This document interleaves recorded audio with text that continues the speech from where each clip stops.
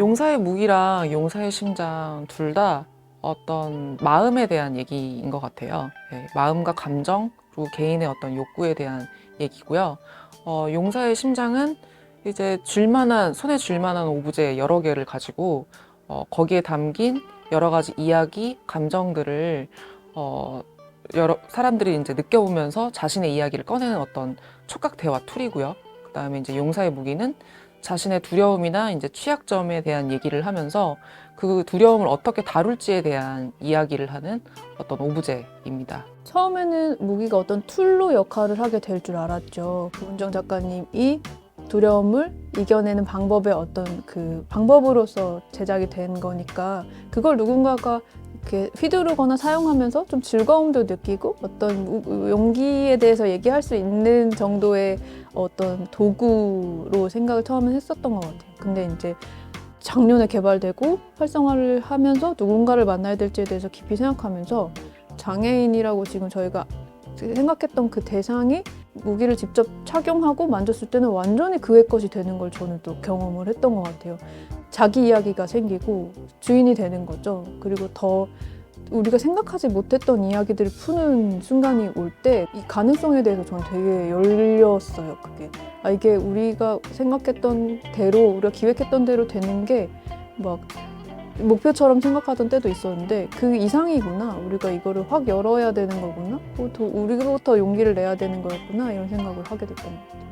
좀 더 직관적으로 흘러갈 수 있게끔 하는 게 좀 중요했던 것 같아요. 처음에 계획할 때는 되게 분명한 어떤 기획이 있었고 제가 하고자 하는 것들이 있었고 그리고 이제 용사의 삶에 대한 스토리들도 다 짜놨었고 그래서 처음에 그렇게 진행을 하다 보니까 이것도 부자연스럽다는 생각이 들더라고요. 이게 점점 좀 덜어가는 과정이었어요. 그러니까 촉각이라는 것이 굉장히 직접적이고 그냥 정말 감각 그 자체이기 때문에 그렇게 풀어가기 시작했던 것 같아요. 여러 시각장애인 분들을 또 만나면서 그냥 괜히 마음에 드는 심장이 뭐예요? 라든지 뭐가 끌려요? 뭐가 싫어요? 이건 어떤 느낌이에요? 이런 식으로 질문을 했던 것 같아요. 자연스럽게 그러다 보니까 만지면서 부드러운 걸 만지면서는 되게 사랑받았던 기억에 대해서 얘기를 하시거나 그리고 되게 단단하고 벽 같은 거를 만지면서는 싫은데 이게 괜히 싫은데 나 같아 뭐 이런 얘기를 하시거나 그런 것들이 재미있는 부분이었어요. 네. 시작부터 느꼈던 거는 은정 작가님이 스스로의 마음과 대화하기 위한 툴이기도 했고요. 그러니까 굉장히 개인적이고 사적이고 명상적인 부분이 있고요.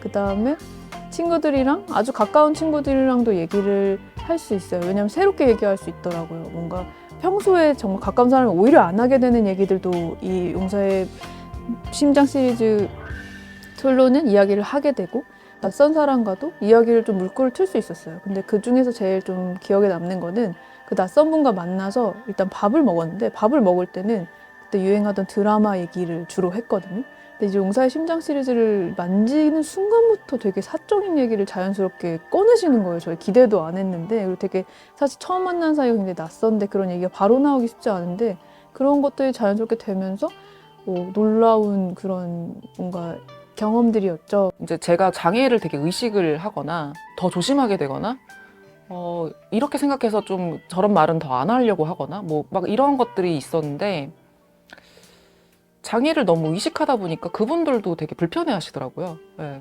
물론 쉽진 않겠지만 예. 그냥 그분들이 하시는 일이나 그분들의 관심사로 접근하시는 게 더 낫겠다. 그리고 제가 저 자신의 위치도 그런 식으로 설정하는 게 훨씬 편했어요. 장애 예술 프로그램을 만드는 사람 이렇게 생각하기보다는 그냥 나는 예술을 하는 사람이야. 네.